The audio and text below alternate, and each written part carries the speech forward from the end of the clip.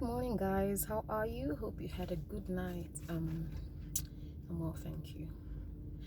Today I'm on Matthew 12. This is a story where Jesus is healing the sick, casting out demons.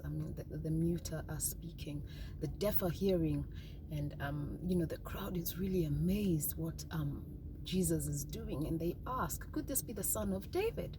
And the Pharisees, this is what the religious folks come and say, how could it be, how can it be the son of David?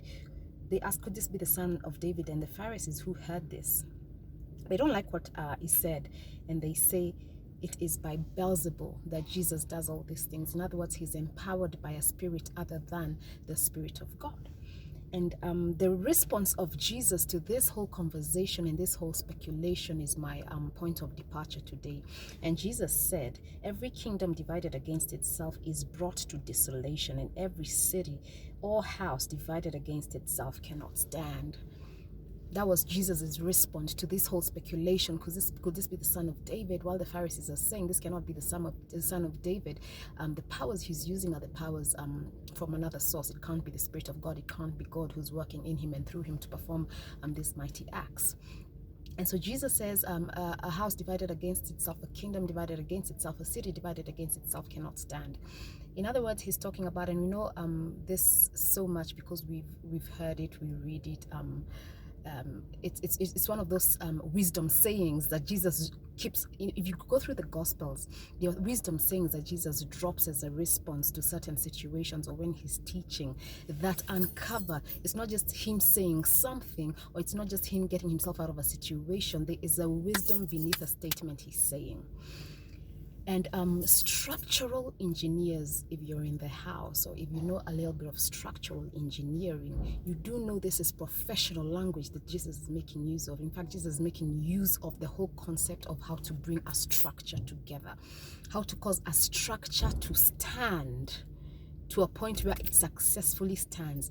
Now we know if you've built a house, if you've supervised the house being built from ground up, you know one of the very key elements in building a house and making sure that the weight of the house is equally distributed is the presence of pillars. Pillars in a house help the house balance the weight of the house. Yeah, in structural engineering, pillars support the weight of the house, and they sit on beams.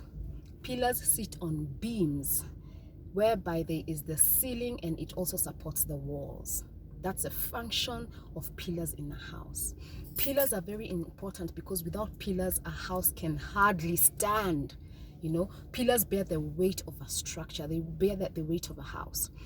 And so Jesus comes here and says, a house divided against itself cannot stand. What Jesus is trying to say, you can't try and build anything successfully and for it to stand with division in your midst. In other words, Jesus was saying unity is a pillar for successfully causing anything that you intend to build to actually stand, and not just stand, but be able to bear the burdens and the pressures that will come as a result of that.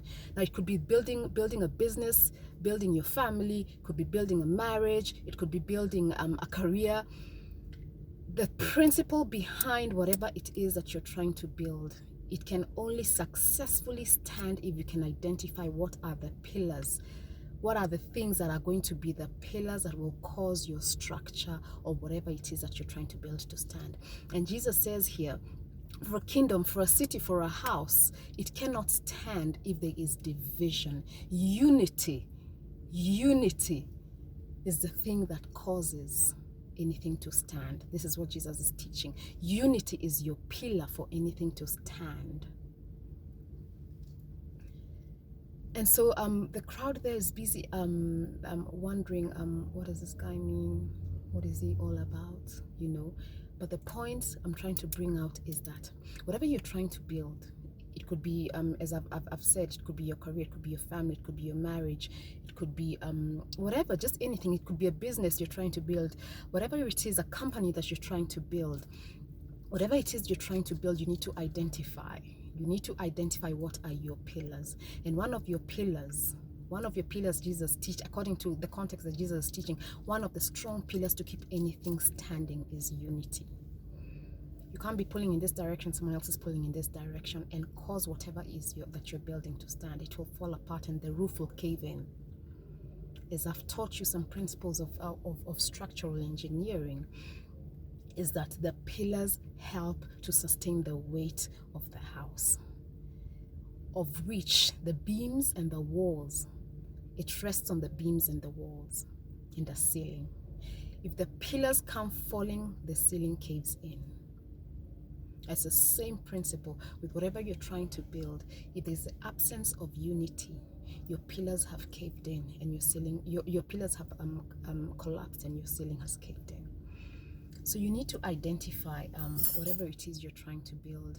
You need to deliberately and intentionally cultivate a culture of unity.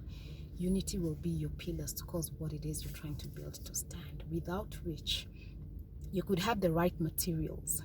You know, when you're building a structure, you could have the right materials, you could have the perfect cement, state-of-the-art architects trying to build for you your building.